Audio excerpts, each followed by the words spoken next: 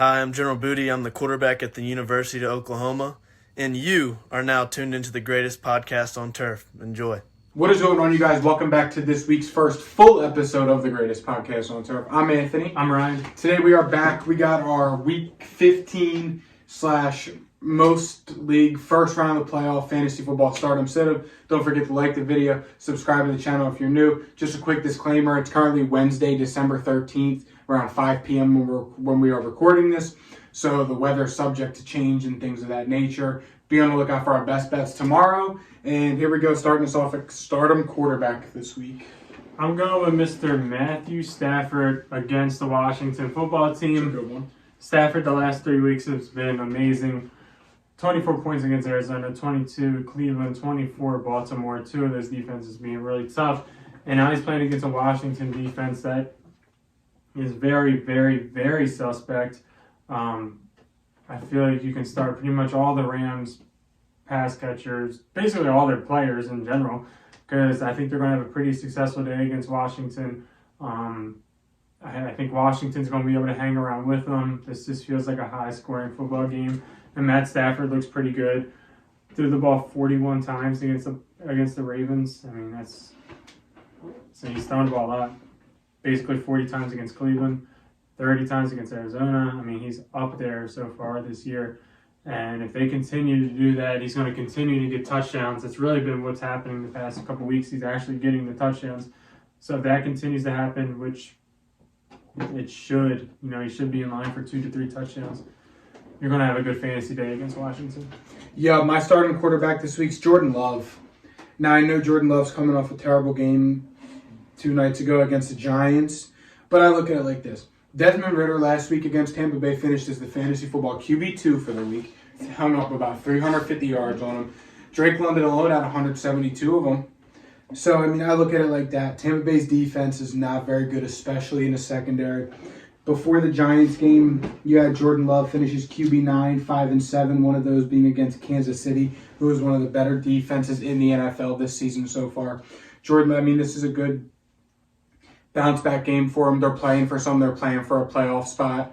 And this is a good game where to squeak out an easy win before you got Carolina, Minnesota, Chicago, 2 of those being division games. So you look at it, easy game for Green Bay this week. Positive game script. Jordan Love should be able to go throw the ball around the yard. Start Jordan Love this week. My sit-em quarterback, the guy's been on here a lot. It was kind of tough this week. Trevor Lawrence going up against Baltimore. Last 4 weeks he's killed it. And I'm pretty sure I said to sit him last week, and he did go with 20. He did struggle against the defense, but fantasy-wise, he did good. He threw the ball 50 times, which is an absurd amount. Ankle probably fine, honestly. He's full practice this week. It seems like there was absolutely no problem at all. I just don't like the matchup against Baltimore. The way that quarterbacks are going down this year, you're starting Trevor Lawrence because your other options are probably Baker and that crowd. So you have to go with Trevor. But daily fantasy, I don't think you can fire him up. I'm a little bit worried about this game. I feel like Baltimore might roll. I feel like this is one of those. Yeah. So stay away if you can. Yeah, I had a couple of daily fantasy sits this week. But similar situation as Ryan talked about with Trevor Lawrence. My sit-em quarterback this week was Tua Tagovailoa versus the New York Jets. Now, I look at it like this. Earlier in the season when they played the Jets, Tua finished with 9 fantasy points. 240 yards, a touchdown, 2 interceptions. Their defense is kind of what helped them blow the Jets out. It was Tim Boyle's first start. What was that, Black Friday game? That was a Black Friday game. Yeah, weird game. But Tyreek Hill's banged up. Jalen Waddle can't stay healthy. And, that's really it. Tua struggled against the Titans last week that have a very, very bad secondary. Didn't throw a touchdown. It's just Tua, again, he plays very suspect at times. We've seen the Jets shut him down before. Again, I know it's tough just because it's Tua, and he's been very, very good this season.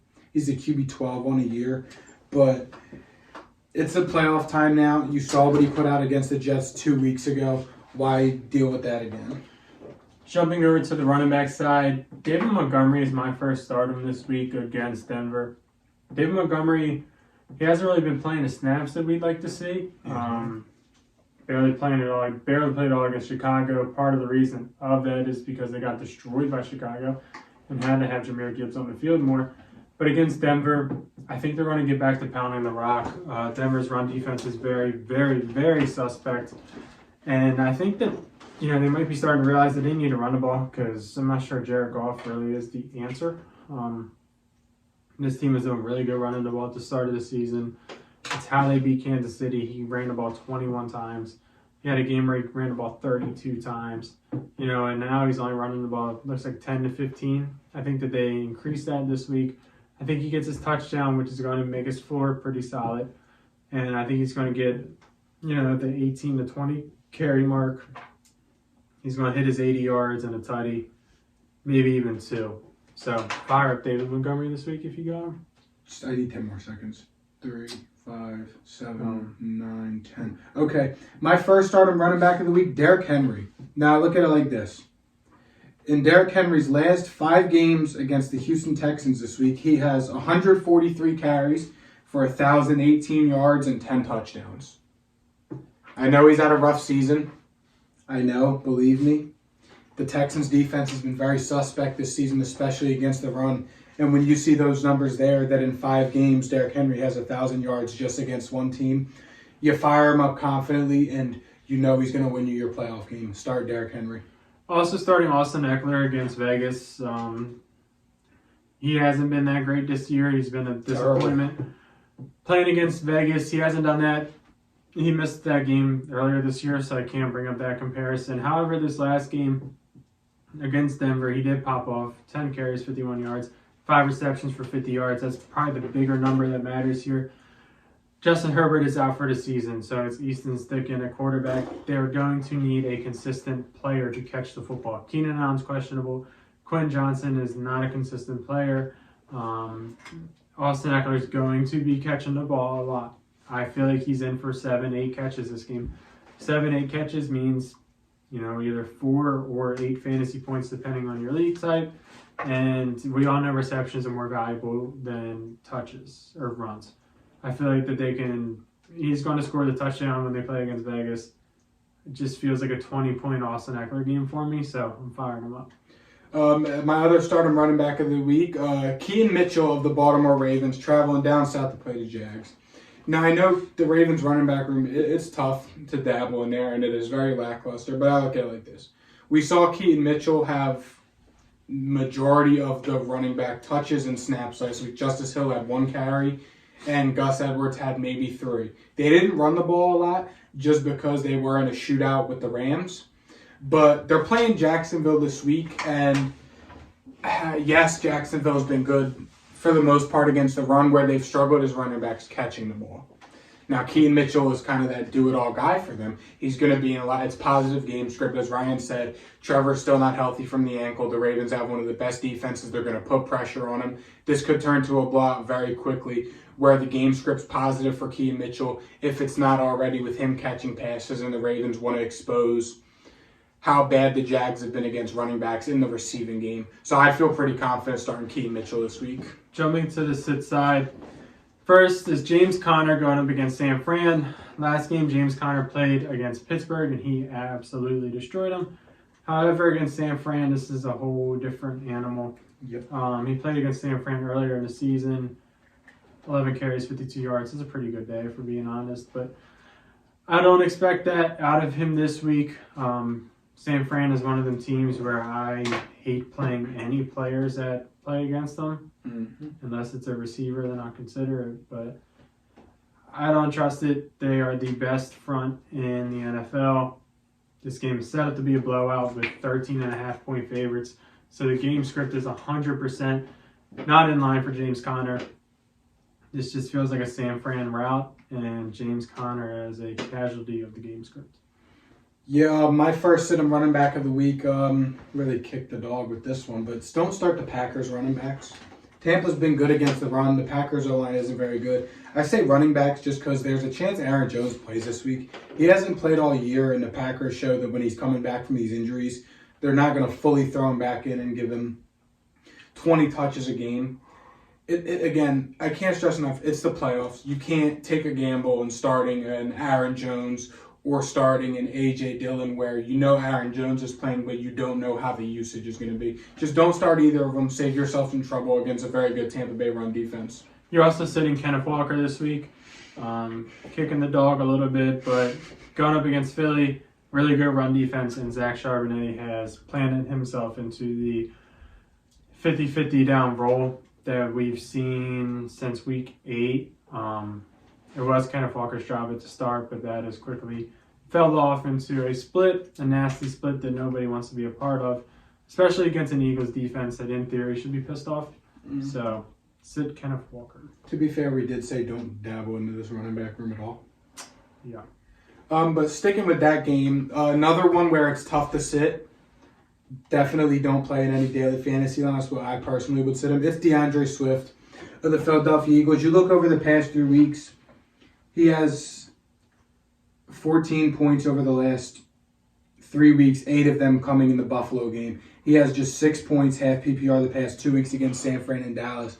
Now, I know Seattle has been very not good against the run this year, but you watch the Eagles play, it's looked more of a committee every single week. Since the Eagles bye week, we've seen more Kenneth Gainwell involvement. We've seen Boston Scott getting in there on some third down packages, and he has his own packages where he's getting the ball. It's not how it was earlier in the season where DeAndre Swift went on a tear and was the sole RB1 of this team where he was catching all the passes and getting all the carries. We've seen the Eagles try to bring in and use all 3 running backs that they have on the roster, which they do this time of the year. Again, the Eagles, he has a very good stretch coming up: Seattle Giants, Arizona Giants. I don't blame you if you do start him, but again, it's playoffs. It's just a risky start with the way that he's played over the last 2-3 weeks now, however you want to look at it. At receiver, I am starting DK Metcalf going up against Philly. DK has been on an absolute tear recently, except for that San Fran game a couple weeks ago. He destroyed Dallas. He destroyed the Rams. Even against San Fran last week, he did decent until he got ejected. Love this guy. But yeah, against Philly, I feel like teams are starting to figure out Philly a little bit, and the fact that they are slow in the secondary, slow in the second level, third level, any part of that defense is slow. Yeah. And they're almost not even running the ball anymore. They're just doing short intermediate passes, which just sets up everything. And DK Metcalf isn't going to double move anybody, but there is a very good chance he just runs right by James Bradbury, and they just don't even know what hit him. So yeah, they're going to cook with Tyler Lockett and JSN at the start, and then DK is going to score a 40-yard touchdown. Is that where we're at? Yep. My first starts of the week for receiver, I had 2 receiver groups in this one. My first one being the Tampa Bay Buccaneers wide receivers. Now, last week, Mike Evans did not do a goddamn thing. He finished as the receiver 100. Chris Godwin, on the other hand, last week finished as the wide receiver 37. Oh, you're telling. Not a good week for the Bucs receivers last week. They still somehow hung up there with Atlanta. But I look at it like this. They're playing Green Bay this week. Green Bay's defense is not very good. Tommy DeVito just got NFC Player of the Week playing against the Green Bay Packers in this defense. Now, if you ask me, Baker has the hunch over Tommy DeVito just a little bit. The receivers in Tampa Bay are better than the Giants receivers by a pretty solid margin, I would like to say. So there you go. It's there. Mike Evans was on a hot streak with a receiver 1 finish and a receiver 7 finish. Then he had the receiver 100 finish with only 1 catch. But again, Atlanta always plays him tough. Again, Tampa Bay and Green Bay both playing for playoff seeding. 2 very, very suspect and spotty secondaries playing against each other. This could be a high scorer. Fire up Mike Evans and even Chris Godwin confidently this week. We're also starting DeAndre Hopkins in his revenge game against Houston. Oh, shit. Is this his first time playing against him since he left? Probably not. He probably played against him in Arizona. Probably, yeah. Fine, I guess. But playing against Houston, first game this season, he's been on a tear recently. Numbers are insane since the bye week. Will Levis came in and Gotta give it to him. The guy has the right attitude, and he knows who his best players are. Mm-hmm. See, he's feeding DeAndre Hopkins. I don't blame him whatsoever. He's been a stud so far, and I think they're going to keep it rolling. The last game against Miami, you start to see a little bit of hope in this team. Will Levis at the start, and DeAndre Hopkins was cooking, so might as well let him keep cooking. That was weird they didn't have Jalen Ramsey following him. It was weird. Yeah. Because there's nobody else, so Yeah, why Xavier not? Howard's terrible. I don't know why they didn't just wipe the... I mean, who else is... Yeah. Who else is... Just follow Hopkins and then let literally. Traylon Burks beat you. But Yeah, exactly. it is what it is. Yeah, my other... This is really... I kicked the shit out of the dog with this one. Start both Rams receivers this week. Cooper Kupp and Puka Nacua. Thanks. Washington's secondary is very bad. They've both been very good this year. Yeah, fire them up.